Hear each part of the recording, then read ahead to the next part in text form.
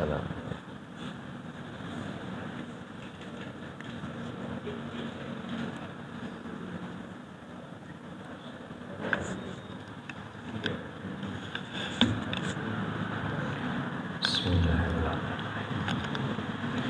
Assalamualaikum warahmatullahi wabarakatuh. Alhamdulillahilladzi arsala rasulahu bil huda wa dinil haq liyudhhirahu 'alad dini kullihi wa kafa billahi syahida. Asyhadu an la ilaha illallah wahdahu la syarikalah wa asyhadu anna Muhammadan 'abduhu wa rasuluhu la nabiyya ba'dah. Allahumma salli wa sallim wa barik ala nabiyyina Muhammadin wa ala alihi wa sahbihi ajma'in. Wa qala Allah ta'ala fi kitabihil karim, ya ayyuhalladzina amanu taqullaha haqqa tuqatih wa la tamutunna illa wa antum muslimun, amma ba'd. Para alim ulama, para ustaz, para sesepuh bini sepuh yang senantiasa saya hormati dan saya muliakan, bapak-bapak, ibu-ibu, saudara-saudari jamaah Masjid An-Nur yang dirahmati Allah Subhanahu wa taala. Alhamdulillah, kita sangat bersyukur kepada Allah Subhanahu wa taala di pagi hari yang penuh dengan kebaikan ini, penuh dengan barokah Allah Subhanahu wa taala. Kita mendapatkan rezeki yang khusus, yaitu diberi kemampuan untuk bisa beramal salih. Rezeki bukan hanya uang, bukan hanya harta, bukan hanya kedudukan, namun justru rezeki yang lebih spesial adalah diantaranya Allah berikan kesempatan, Allah berikan kemampuan bagi kita untuk bisa beramal salih. Maka pada pagi hari ini kita mengawali hari dengan beberapa amalan-amalan salih. Semoga Allah senantiasa menerima semua amal-amal kita, dan semoga Allah menjadikan kita istiqomah di atas ketaatan kepada Allah Subhanahu wa taala. Bapak, Ibu, saudara-saudari yang dimuliakan Allah Subhanahu wa taala, baik saya maupun Bapak Ibu jamaah sekalian, mari kita berupaya untuk selalu menjadi yang lebih baik. Jangan pernah kita mencukupkan diri dengan keadaan kita hari ini. Selain tidak ada jaminan bahwa kita akan meninggal seperti saat ini, maka juga Bapak Ibu jamaah sekalian yang dimuliakan Allah Subhanahu wa taala, kita justru harusnya berharap bukan hanya stabil tapi lebih baik. Kita harus selalu berpikir bahwa apa yang kita lakukan hari ini masih belum maksimal. Ketika kita sholat, kita merasa betapa masih jauh sholat yang diinginkan oleh Allah Subhanahu wa ta'ala. Karena Allah menginginkan kita ini menegakkan sholat, sementara kadang kita masih hanya mengerjakan sholat, belum sempurna, baik mungkin dari sisi lahiriahnya maupun batiniahnya, dari sisi bacaan, gerakan, terlebih dari sisi kehusyuan. Maka kita jangan pernah merasa cukup dengan sholat kita selama ini. Mari kita terus perbaiki kualitasnya, dan kita berupaya disiplin untuk selalu memperbaikinya. Dan juga ketika kita sudah bersodakoh, mungkin rutin, maka kita berpikir bahwa mungkin sodakoh saya masih sedikit, masih kurang. Atau mungkin target-target yang kita jadikan target sodakoh selama ini masih target-target yang secara nilai pahala kurang maksimal. Ada pos-pos target-target yang memiliki pahala mengalir dan lebih banyak lagi, maka kita perbaiki kembali. Terus begitu Bapak Ibu jamaah sekalian, saya mengajak kepada diri saya pribadi khususnya dan umumnya kepada Bapak Ibu jamaah sekalian, kita selalu berpikir untuk menjadi lebih baik dalam pandangan Allah Subhanahu wa taala, dan kita memohon dan berupaya memohon kepada Allah Subhanahu wa taala semoga saat kematian mendatangi kita, saat itulah kita menjadi versi yang terbaik menurut pandangan Allah Subhanahu wa taala. Bapak Ibu yang dimuliakan Allah Subhanahu wa taala, pagi ini kita tidak melanjutkan kitab atau kajian kitab Ad-Da' wa Dawa. Sesekali kita selingi dengan tema yang lain agar tidak monoton dan mudah-mudahan menjadikan kita semuanya lebih baik dan menambah juga wawasan serta bisa mengambil hikmah-hikmah ilmu-ilmu yang lainnya. Bapak Ibu yang dimuliakan Allah Subhanahu wa taala, Rasulullah sallallahu alaihi wasallam mengajarkan kepada kita agar menjadi seorang muslim yang tidak pernah mencela atau melaknat saudaranya. Ada di dalam kitab khusus yang ditulis oleh Imam Bukhari selain kitab Sahih Bukhari, yaitu kitab Sahihul Adabil Mufrad. Ada satu bab yang berjudul Babu Laisal Mu'mini Bit-Ta'an. Orang mukmin itu bukan orang yang suka menyakiti. Orang mukmin itu bukan orang yang suka jahat kepada orang lain.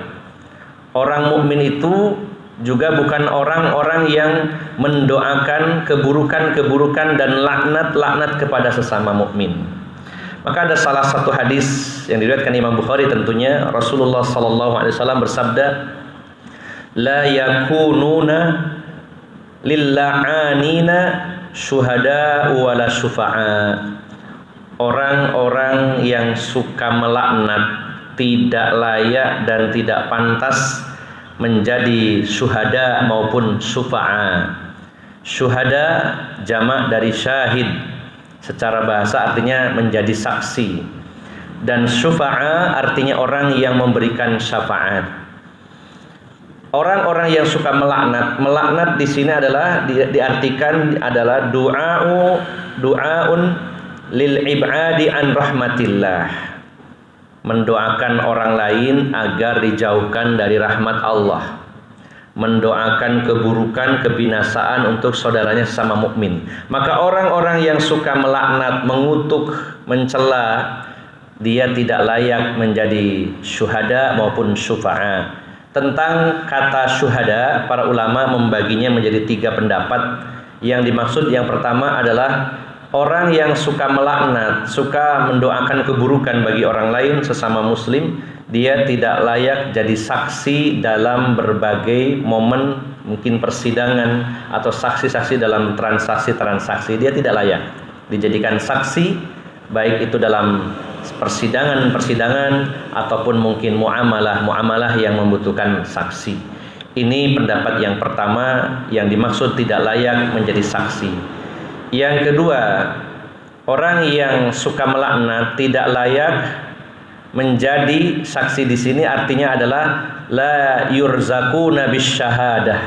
Dia tidak layak mendapatkan atau memperoleh anugerah yang begitu besar, yaitu mati syahid.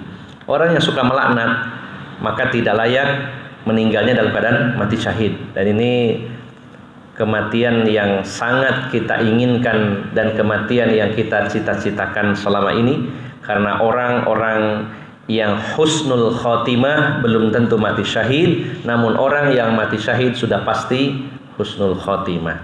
Dan yang ketiga pendapat itu adalah tidak layak menjadi saksi adalah saksi pada hari kiamat nanti, di mana Allah akan menyidang umat-umat terdahulu yang ingkar kepada Allah Subhanahu wa taala, dan mereka menyangkal ketika mereka disidang oleh Allah, kaumnya Nabi Nuh yang kafir, kaumnya Nabi Ibrahim yang kafir, kaumnya Nabi Musa yang kafir, dan semuanya mereka mengatakan di hadapan Allah bahwa mereka menjadi kafir dan ingkar karena tidak mendapatkan ilmu, tidak ada yang mengajari, tidak ada yang berdakwah kepada mereka. Maka Allah panggil para nabi mereka, dan para nabi bersaksi bahwa mereka sudah berdakwah. Namun umatnya yang kafir ini tetap membangkang, membantah. Maka Allah Subhanahu wa taala akan menghadirkan umatnya Rasulullah sallallahu alaihi wasallam sebagai saksi. Maka kita akan bersaksi bahwa Nabi Nuh sudah menyampaikan dakwahnya, Nabi Ibrahim sudah menyampaikan dakwahnya, Nabi Musa sudah menyampaikan dakwahnya, Nabi Isa sudah menyampaikan dakwahnya. Dan ketika Allah tanya, dari mana engkau tahu bahwa mereka sudah menyampaikan? Kita bilang, kita sampaikan, kita tahu dari Al-Quran yang kau turunkan, dan juga dari sabda-sabda Rasulullah SAW yang menceritakan dan mengkisahkan dakwah para nabi itu. Maka orang-orang yang suka melaknat tidak layak untuk menjadi saksi pada hari kiamat. Ini pengertiannya. Dan juga tidak layak mendapatkan gelar atau mendapatkan fasilitas memberikan syafaat bagi orang lain. Maka hati-hati Bapak Ibu jamaah sekalian, jangan gampang mengutuk saudaranya, mencela saudaranya, mendoakan keburukan saudaranya. Kemudian para ulama dalam syarah hadis tersebut menjelaskan pengecualian boleh mendoakan keburukan, mendoakan kebinasaan kepada orang-orang kafir yang memusuhi kaum muslimin, termasuk juga kepada orang-orang zalim secara umum, baik muslim ataupun non-muslim.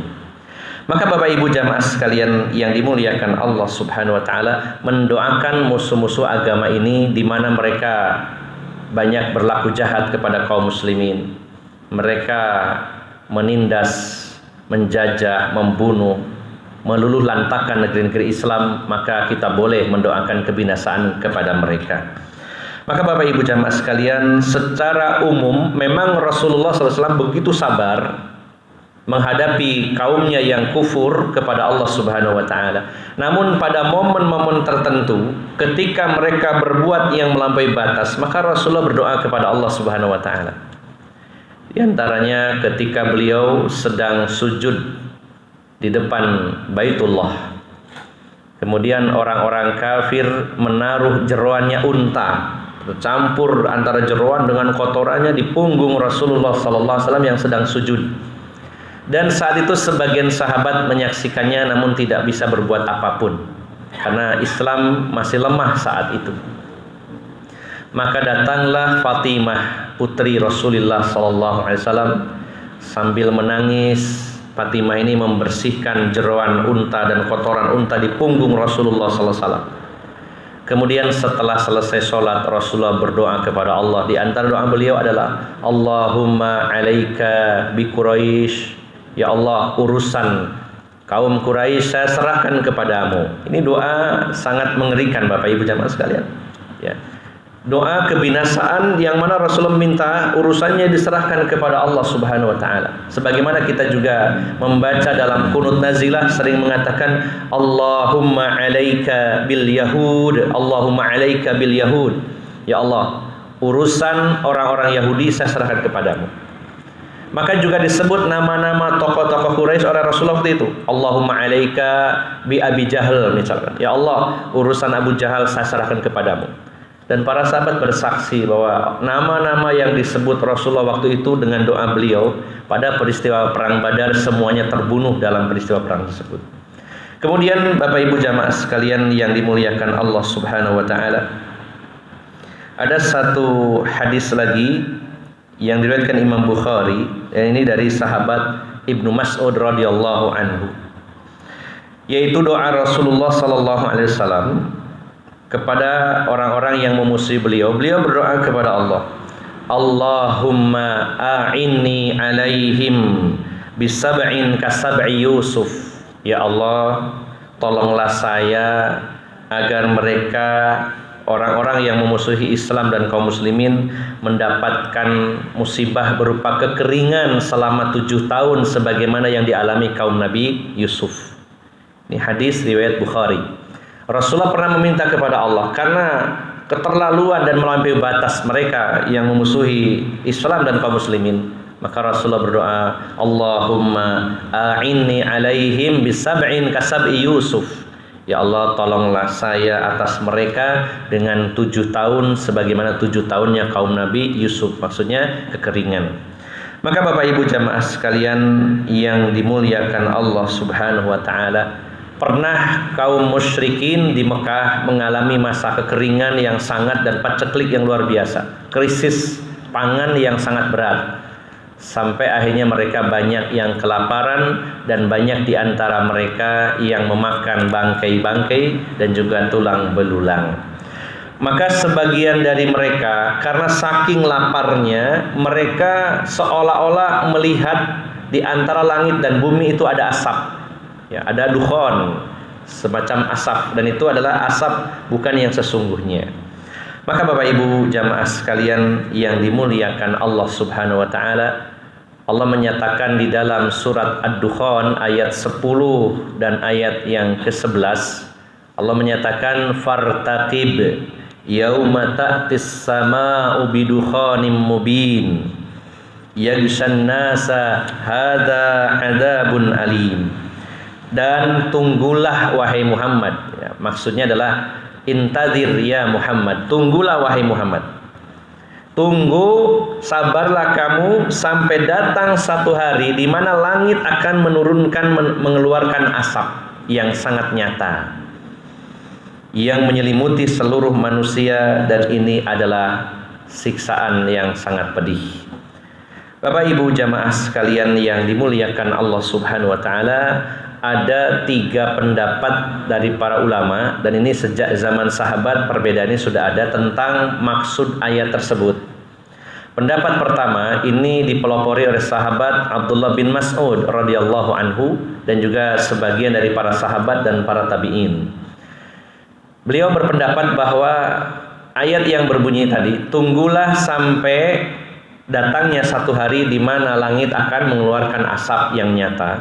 Kata Abdullah bin Mas'ud, maka ini kejadiannya di zaman Nabi Muhammad SAW sebagaimana yang dijelaskan dalam hadis Bukhari tadi, bahwa Rasulullah mendoakan kebinasaan, keburukan kepada kaum musyrikin, maka Allah berikan musibah kepada mereka berupa kekeringan dan krisis pangan yang luar biasa, sehingga mereka melihat seolah-olah langit itu mengeluarkan asap. Ini pendapat yang pertama. Kemudian pendapat yang kedua adalah pendapat dari Abdullah bin Abbas, Ibnu Abbas radhiyallahu anhu. Maka beliau menyatakan bahwa yang dimaksud dukhan atau asap ini bukan di zaman Nabi SAW, tapi nanti sebelum terjadinya kiamat besar. Kemudian ada pendapat yang ketiga, menggabungkan 2 pendapat tadi, bahwa kemunculan asap itu akan terjadi 2 kali. Yang pertama sudah terjadi, dan itu adalah asap hanya kiasan, hanya berupa khayalan atau halusinasi karena saking laparnya, dan terjadi di zaman Nabi SAW. Dan yang kedua yaitu akan terjadi sesaat atau menjelang atau dekat dengan terjadinya kiamat yang besar, di mana permukaan bumi ini akan dipenuhi dengan asap yang menyelimuti seluruh manusia dalam kurun waktu yang sangat lama. Bapak Ibu jamaah sekalian yang dimuliakan Allah Subhanahu wa taala, para ilmuwan mereka memberikan teori-teori dan analisa-analisa yang bisa benar dan bisa salah, karena ini urusan dunia, tidak ada kaitannya dengan dalil. Karena yang berkaitan dengan dalil adalah kemunculan asap yang sangat pekat yang menyelimuti bumi nanti pada akhir zaman. Namun para ilmuwan, diantaranya dari ilmuwan NASA dan lain-lain, memberikan sebuah analisa bahwa asap itu muncul terjadi karena beberapa kemungkinan. Kemungkinan yang pertama yaitu terjadinya perang nuklir antara negara-negara yang memiliki senjata pemusnah massal ini, termasuk Amerika, Rusia, Cina, dan Korea Utara dan lain-lainnya. Termasuk juga Rusia ini memiliki rudal-rudal dengan berhulu ledak nuklir, termasuk yang paling besar ada yang diberi nama Tsar Bomba. Ini yang ditakutkan oleh Amerika karena Tsar Bomba ini akan diledakkan lewat laut, jadi akan menghantam pantai-pantai negara lain ya, dan itu ledakannya sangat luar biasa. Ini hanya analisa, sehingga dengan perang nuklir ini banyak kepulan asap di muka bumi yang menyelimuti bumi. Kemudian diantaranya lagi yang kedua, analisanya adalah akan terjadi benturan keras antara bumi dengan asteroid yang masuk ke bumi. Memang pernah terjadi sebuah analisa dan perhitungan pada tahun 2024. Tim NASA Amerika memperhitungkan bahwa pada tanggal 13 April 2029, sebentar lagi Pak ya, 13 April tahun 2029, ada sebuah asteroid yang bernama Apophis akan membentur bumi, ya, ukurannya cukup besar. Namun setelah beberapa tahun dikaji ulang, diperhitungkan yaitu dari orbitnya, ya, kecepatannya dan perkiraannya, maka kemungkinannya tidak jadi membentur bumi katanya. Ada perubahan analisa, hanya melintas sangat dekat dengan bumi. Nah, wallahu alam, Bapak Ibu jamaah sekalian, dari mana sebabnya muncul asap tersebut, tapi yang pasti asap itu akan muncul. Nah, maka Bapak Ibu jamaah sekalian yang dimuliakan Allah Subhanahu wa taala, pelajaran yang bisa kita petik adalah diantaranya yang pertama, mari kita jaga lisan kita, jangan sampai kita gampang-gampang mencela, melaknat saudaranya, dan dibolehkan kita mendoakan keburukan, kebinasaan kepada orang-orang zalim atau kepada orang-orang kafir yang memusuhi kaum muslimin. Dan bisa jadi apa yang terjadi di Amerika hari ini, yang sudah hari ke-9 kebakaran hebat di Los Angeles dan sekitarnya, bisa jadi dan sangat mungkin ini juga salah satu di antara doa-doa kaum muslimin, terutama di Gaza, Palestina, yang banyak dizalimi oleh Yahudi laknatullah yang dibantu oleh Amerika. Maka mudah-mudahan mereka diberikan hidayah oleh Allah Subhanahu wa taala, berbondong-bondong masuk Islam dan mereka menyadari kesalahan mereka. Kemudian Bapak Ibu jamaah sekalian, pelajaran yang bisa kita ambil adalah mari kita lebih benar-benar mempersiapkan diri menyongsong hari kiamat. Walaupun kiamat kubro, kiamat yang besar mungkin kita tidak mengalaminya, tapi yang pasti kiamat sugro, yaitu kematian, setiap dari kita akan melewatinya dan mengalaminya. Mari kita persiapkan diri, dan walaupun sudah mengalami kiamat sugro, maka ketika kiamat kubro terjadi, disitulah hari di mana hari pembalasan akan terjadi dan kita akan mempertanggungjawabkan setiap apa yang telah kita lakukan. Sesungguhnya orang-orang yang berada di alam barzakh, berada di alam kubur, terutama orang-orang beriman, akan merasakan waktu yang begitu cepat untuk hari di mana terjadinya kiamat. Maka kita yang masih diberi kesempatan hidup dan diberikan umur oleh Allah Subhanahu wa taala, mari kita lebih serius lagi untuk selalu mendekat kepada Allah Subhanahu wa taala dan selalu lebih serius mempersiapkan semua bekal yang akan kita bawa dalam kehidupan setelah kematian. Bapak Ibu jamaah sekalian, semoga sedikit nasihat ini bermanfaat bagi saya pribadi khususnya dan umumnya bagi Bapak Ibu jamaah sekalian. Dari awal hingga akhir saya mohon maaf yang sebesar-besarnya. Aqulu qawli hadza wa astaghfirullah li wa lakum wa akhiru da'wana anil hamdulillahi rabbil alamin. Subhanakallahumma wa bihamdika asyhadu an la ilaha illa anta astaghfiruka wa atubu ilaik. Wassalamualaikum warahmatullahi wabarakatuh.